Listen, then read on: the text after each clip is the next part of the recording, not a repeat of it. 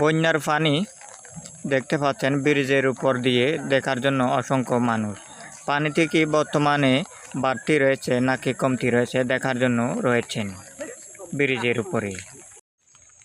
1 August 2024 খ্রিস্টাব্দ। দেখতে পাচ্ছেন প্রচুর বন্যার পরিস্থিতির কারণে বর্তমানে গোদারপাড় এলাকা দেখতে পাচ্ছেন পানি ভরপুর অবস্থায় রয়েছে। গোদারপাড় এলাকার চারিদিকে দেখতে পাচ্ছেন পাহাড় পর্বতে ঘেরা এই মনোরম দৃশ্য। দেখতে পাচ্ছেন পাহাড়ের চূড়ায় রাস্তায় একটি ঘর রয়েছে।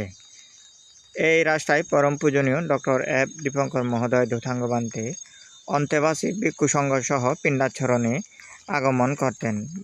বান্দরবান মানমাবাজার, উজনিপাড়া, মধ্যম বাজার, নিউ গুলশান, বড়ুয়ারটেক, এই যে সেই রাস্তাটিও সঙ্গে সঙ্গে দেখানো হলো। বৃষ্টির মধ্য দিয়েও গাছ কেটে হয়। প্রচুর বৃষ্টির বন্যার পানির মধ্য দিয়ে দেখতে পাচ্ছেন এই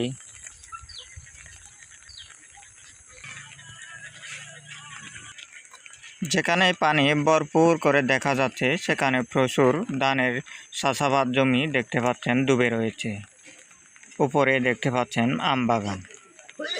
এখানকার বসতবাড়ি দেখতে পাচ্ছেন পাহাড়ের নিচেই।